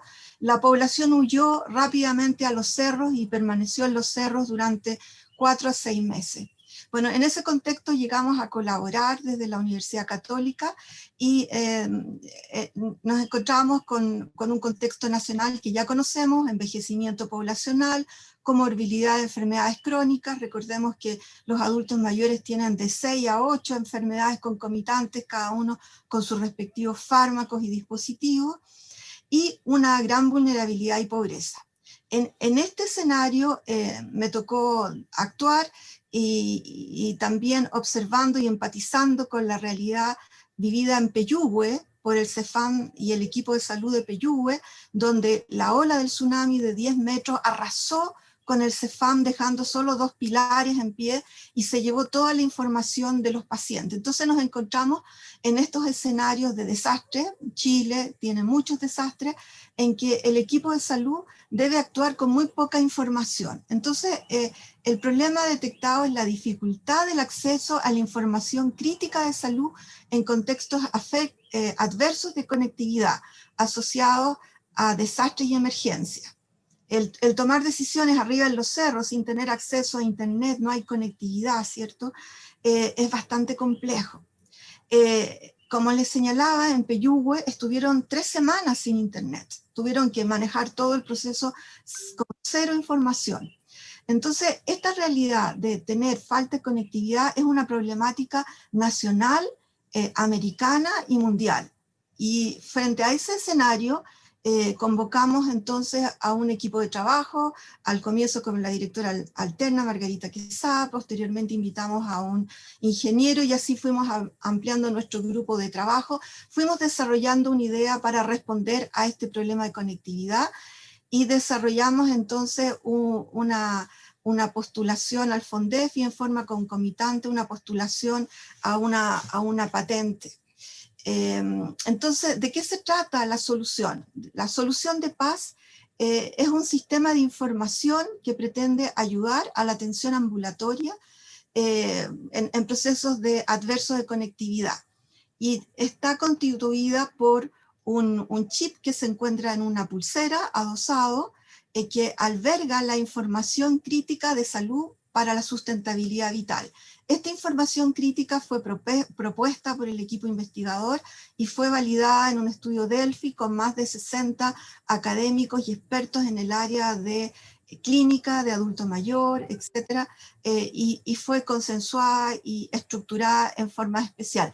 La información que hay en el chip no es sinónimo de la ficha clínica de salud, es una información elegida con variables muy específicas. Esta información se puede leer con un handheld, que es un dispositivo lectoescritor, que puede incluso regrabar nueva información sobre esta pulsera. Entonces tenemos acá la posibilidad de tener una información crítica de salud oportuna, que tiene una operación autónoma al sistema de red de salud, con una información de calidad que ha sido extraída desde los centros de salud. Bueno, nosotros para desarrollar esta idea trabajamos durante el periodo de más de un año, y la probamos en un estudio piloto en el CEFAM de Talagante en 120 adultos mayores. Tuvimos una excelente aceptabilidad desde los adultos mayores, desde el equipo de salud, también de los comités de éticas que han evaluado, porque, insisto, esta necesidad es transversal a nivel mundial, y la solución es una solución autónoma de bajo costo, que se ha postulado ahora una segunda fase en que se desea integrar esta solución y avanzar desde un nivel tecnológico 4 a un nivel 9 para poder después entonces implementarlo a nivel del sistema de salud. Nos quedaron muchísimas ideas, pero respetando la solicitud de tiempo, solo quiero finalizar diciendo que nosotros deseamos que esto sin duda progrese y se lleve y se implemente a nivel del sistema público, al sistema privado, Y por último, agradecer entonces la colaboración de los coinvestigadores, de la universidad, FONDEF, MinSal, Senama, OPS, y en especial a las personas mayores y equipos de salud que nos ayudaron en la fase de trabajo de campo que les acabo de mencionar. Muchas gracias. Muchísimas gracias, Marisa. Vamos a hacer una pregunta para cada uno en honor al tiempo. Agradecemos a Alan García, que se tuvo que desconectar también por un compromiso paralelo. Tengo una pregunta para Leonardo Muñoz. ¿Cómo se evalúa la efectividad de las políticas públicas relacionadas con I+D?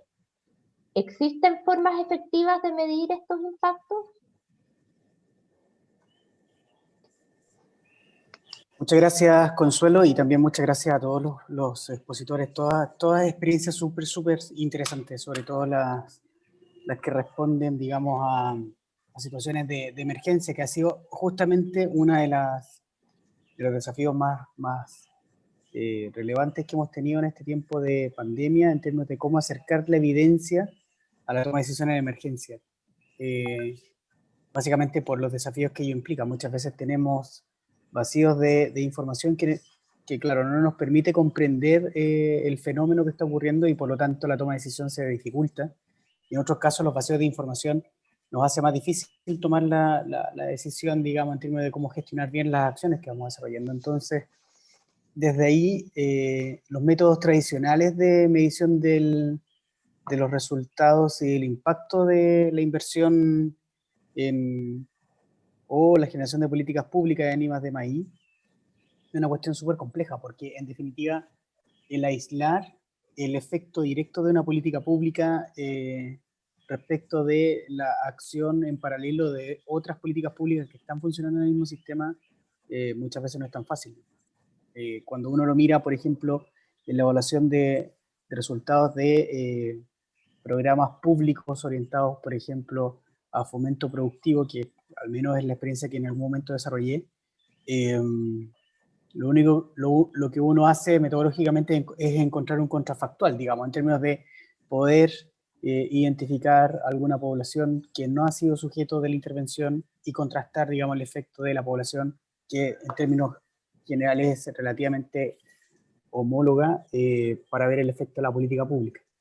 En ciencia y tecnología no es una cuestión tan simple, y de hecho los proxies que tenemos, uno ve en la literatura, son muchas veces objeto de reflexión, objeto de propuestas de mejora, digamos, en términos de cuando uno mira el número de publicaciones, el número de patentes, el número de estudiantes de posgrado que se forman. En este caso en particular, yo diría que, por ejemplo, la experiencia que nos muestra Leonardo en términos de generar un índice de búsqueda activa de casos, por ejemplo, puede ser, en términos de la efectividad de la toma de decisión, un elemento que nos da pistas acerca de la relevancia de tener periodos largos de inversión en la generación de conocimiento que a la larga nos permite apuntar mejor al diseño de políticas públicas que sean lo más robusto posible y que a su vez van considerando el uso de la evidencia como un insumo dentro del espectro de dimensiones que uno tiene que considerar en el diseño de la política pública. En el caso, por ejemplo, de las experiencias que veíamos en las camas de hospital, por ejemplo, los alimentos del futuro, o en el caso de los dispositivos, por ejemplo, adulto mayor, también es el apuntar hacia la necesidad de un requerimiento específico de la población hacia desafíos de política pública en donde vamos orientando acciones que son cada vez más robustas gracias al uso de la evidencia. Son cuestiones que uno debiese considerar y por lo tanto ir haciendo cada vez más robustos los mecanismos de evaluación y de fortalecimiento de índices. Ahí hay todo un campo por explorar, hay todo un espacio para ir fortaleciendo los indicadores tradicionales que tenemos, que dicho sea de paso son indicadores que nos permiten la comparación con otros países, digamos. Entonces, a mí, en el fondo, el escuchar las experiencias de este panel me genera esa reflexión, digamos, en términos de cómo nosotros internamente, ahora que vamos teniendo esta oficina de estudio y estadística, por ejemplo, en el Ministerio, cómo ir fortaleciendo este tipo de elementos para poder evaluar la contribución que hace la evidencia científica, el conocimiento que genera nuestra comunidad científica en el diseño y la implementación de políticas públicas que son cada vez más robustas. Gracias, Consuelo. Muchas gracias, Leonardo. Sin duda tenemos grandes desafíos. Claramente algunas políticas públicas tienen impactos mucho más inmediatos y más visibles en el fondo, y nos queda entonces un buen trecho para avanzar en este tema, ¿cierto? Y al final, mientras seamos capaces de evidenciar el impacto que genera el aporte que hacemos desde la ciencia, va a haber beneficios por todos lados, va a haber más demanda y más interés también por participar de ambas veredas en iniciativas de este tipo. Paso a una pregunta para Carla. ¿Cuáles son los desafíos de aportar desde la ciencia aplicada a la modernización del Estado en Chile? ¿Cierto? Bueno, creo que los desafíos son varios. Primero es en establecer procesos, digamos, administrativos que permitan esta relación. O sea, cuando uno empieza a hacer aportes al Estado desde la ciencia o a trabajar en esta ciencia aplicada, la primera barrera, siento yo, es el cómo logramos hacerlo. Y existen instancias administrativas, pero muchas veces no se conocen. Y no se conocen no solamente desde el Estado como organismo público, sino que dentro de las mismas universidades, yo que vengo de una universidad regional, también cuesta un poco desde ambas instancias saber cómo empezar con esta colaboración, con esta posible transferencia, y luego de generar la transferencia, cómo vamos hacia el camino finalmente de la masificación, que sería este gran desafío de aportar desde la ciencia aplicada al Estado y a la modernización del Estado. Entonces, lo primero, siento yo, es establecer los procesos administrativos, y no solamente establecerlos, sino que ojalá darlos a conocer, o sea, que sean adoptados por ambas instituciones, tanto las instituciones del Estado como de las universidades. Lo segundo es cómo lograr un proceso en el cual, como tú mencionabas recién, cómo logramos decir, este producto, este servicio, esta investigación efectivamente ha generado un aporte y por lo tanto como Estado decidimos llevarlo al resto de las instituciones públicas. Ese proceso pareciera no estar tan claro y pareciera más bien depender muchas veces de voluntades más bien políticas o de más bien como cercanías, quizás más como decir, quizás, no sé, me imagino yo un rector hablando con otros rectores. En general, el ideal, siento yo, es que fuera un proceso mucho más claro, que quizás se pudiera realizar diferentes veces en el año, de decir, vamos a evaluar desde un organismo central el aporte que han tenido estos proyectos y los vamos a poner en una cartera quizás de posibles productos o servicios a disponibilizar para el Estado. ¿Y por qué siento yo que ya estamos en un nivel de madurez para hacer esto? Primero porque creo que la investigación en Chile claramente tiene un nivel comparable con una investigación internacional bastante buena, y las necesidades del Estado son de un Estado bastante más inmaduro, o sea, todavía hay muchas oportunidades de mejora y de relación entre lo que sería la ciencia aplicada propiamente tal y el Estado. Entonces siento que es el momento de hacer justamente esta alianza, esta articulación, de poner en relación las universidades con las necesidades del Estado y empezar a hacer justamente estos procesos de transferencia que muchas veces cuestan. ¿Y cuesta por qué? Porque faltan las confianzas, porque nuestro Estado no está acostumbrado a trabajar con nuestras universidades. Entonces empezar a generar puentes de comunicación, empezar a generar confianzas que fortalezcan esta relación basándose en los ejemplos de éxito. Quizás creo que sería una gran oportunidad. Y lo último es reconocer que cuando hacemos ciencia aplicada hay algunos procesos que resultan y hay otros que no. Y por lo tanto no solamente necesitamos confianza, sino que también paciencia. O sea, muchas veces necesitamos tanto que los usuarios finales, que nosotros desde la investigación nos demos cuenta que hay cosas que no funcionan y que hay que volver a hacerlas, volver a co-construirlas, volver a trabajarlas, pero que ese proceso la mayor cantidad de las veces da como resultado un producto que en general es bastante bueno y que los mismos, tanto como los académicos como los usuarios, están bastante contentos. Entonces, un poco confianza, paciencia, proceso administrativo como que respalde, y articular, empezar a trabajar juntos y colaborar, creo que son como los pilares, siento yo, de este gran desafío de aportar desde la ciencia aplicada a la modernización del Estado. Muchas gracias, Carla. En esa misma línea, ¿cierto? Esto de ir generando confianza que permiten trabajar en el tiempo y no en instancias puntuales con las instituciones públicas. En ese sentido, Leonardo Basso, la siguiente pregunta apunta un poco a lo mismo, pero desde la mirada del instituto, ahora como un instituto basal, ¿cierto? Que recibe un financiamiento como un soporte base. Ustedes han desarrollado múltiples soluciones que han sido transferidas a distintas instituciones del Estado. ¿Cómo se genera esta confianza? ¿Se logra efectivamente establecer una relación en el tiempo o en realidad cada vez que se inicia una iniciativa hay que partir de cero en las conversaciones, en los conocimientos, en explicar el proceso? Gracias por la pregunta, Consuelo. Las confianzas se generan y se sostienen y se mantienen. Y en ese sentido es clave que las relaciones sean institucionales.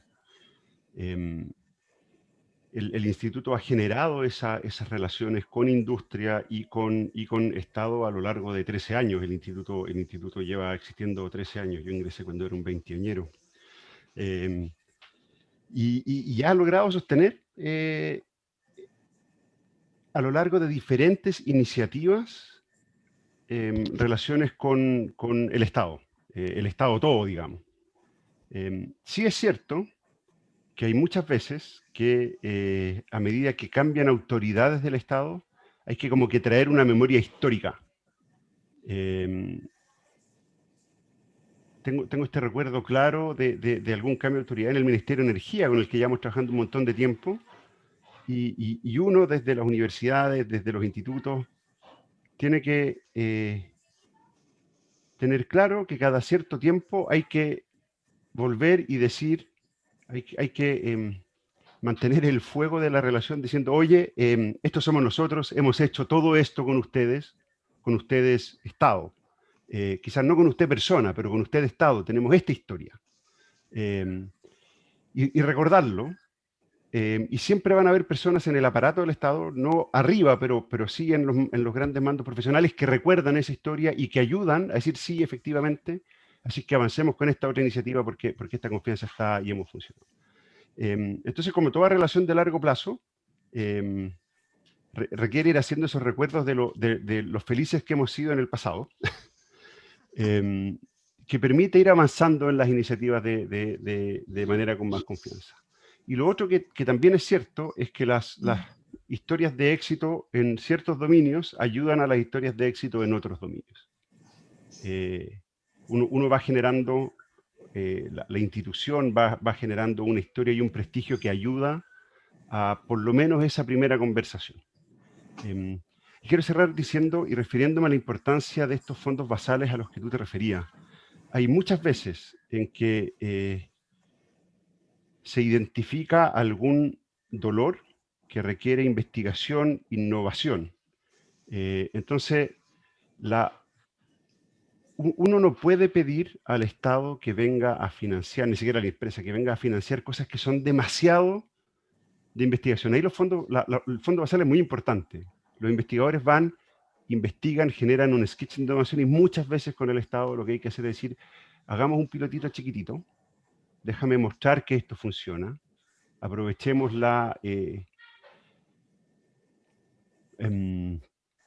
lo ágil que es estos fondos que tenemos nosotros para mostrar que este piloto funciona y después, una vez con eso, resulta más fácil avanzar, avanzar por dentro. Entonces, en ese sentido, tener esta capacidad de poder generar esos pilotos para poder llegar a convencer es bien fundamental.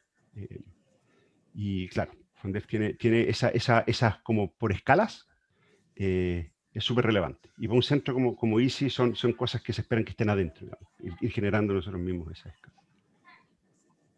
Muchas gracias, Leonardo. Lo que tú mencionas es fundamental, ¿cierto? Cómo finalmente la investigación aplicada y las soluciones que pueden surgir desde la academia al final son productos de una serie de trabajo y de proyectos previos, de investigaciones, de unas líneas de mucha antigüedad, muchas veces antes que la solución que se está proponiendo puntual.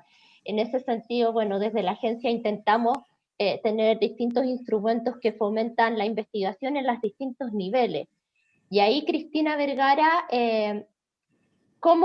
¿qué tan relevante es, a tu parecer, el programa de inserción en la industria, que en tu caso se aplica en un formato bien particular, porque si bien está apuntando a la industria, tú te insertaste finalmente en una institución pública? Entonces, es ese esquema, ¿qué tanto provecho le deberíamos sacar a ese esquema? Gracias por la pregunta. Es muy atingente, ¿no? Presentando este proyecto de inserción. Yo creo que el instrumento PAI, que tiene sus dos modalidades, como tú bien explicas, es fundamental. Si nosotros pudiésemos difundirlo más, recomendarlo, contar más estas experiencias de éxito, podríamos decir, la verdad es que es un instrumento que la NIT presenta muy valioso para aquellas personas que se forman en un posgrado, que generan una línea de investigación específica y que pueden aportar mucho cuando se incorporan y se insertan en un lugar de trabajo. Ojalá ese lugar de trabajo además tenga el lineamiento que te permita desarrollarte totalmente. Y si no es así, bueno, hay que buscar alternativas para generarlo. En nuestro caso específico, en línea tenía como un eje estratégico el área de alimentos, por lo tanto, la inserción fue fluyendo muy bien, fue muy fácil nadar, no nos tocó nadar contra la corriente, podríamos decir.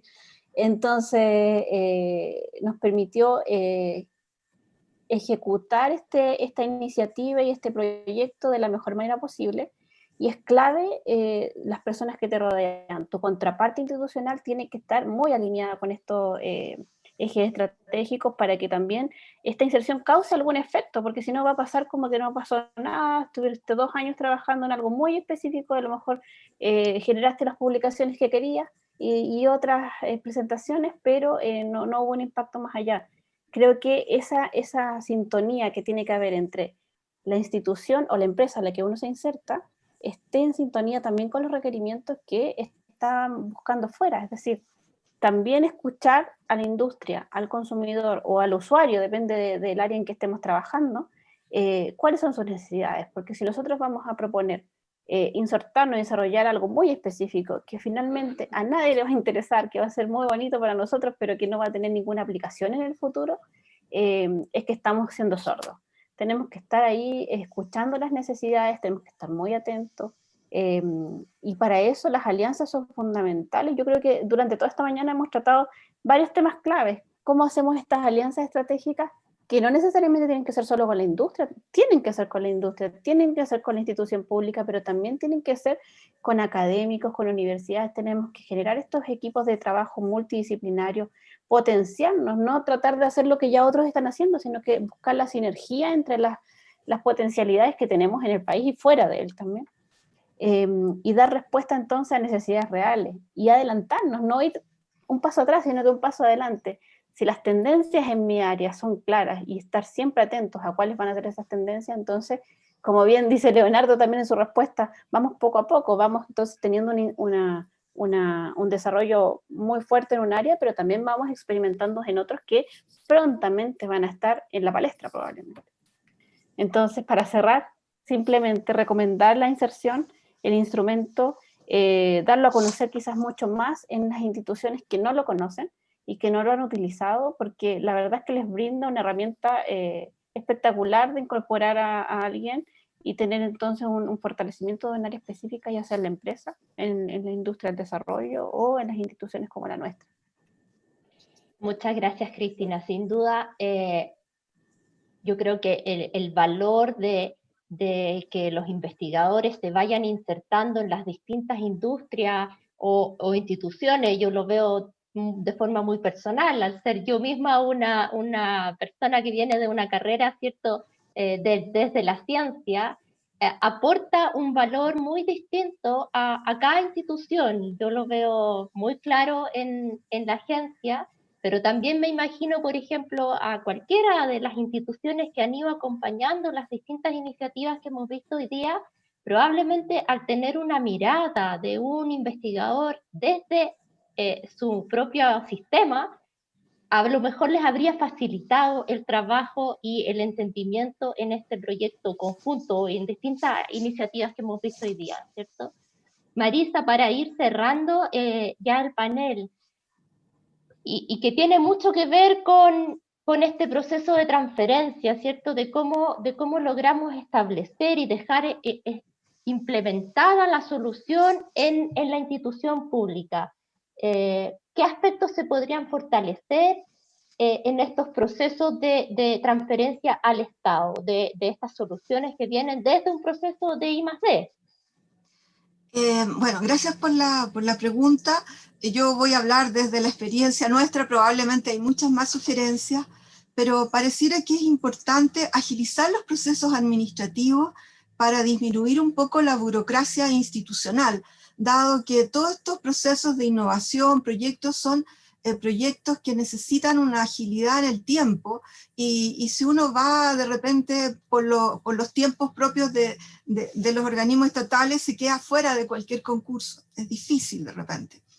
También nos parece, o me parece importante, dar una continuidad a los equipos con los cuales uno se interrelaciona, porque tal como decía Leonardo, de repente uno tiene que estar recordando la relación que tuvo con equipos anteriores, con la institución, etcétera, porque hay un recambio muy grande de gente, y eso es delicado, sobre todo en momentos críticos de cambio institucionales, de personal, etcétera.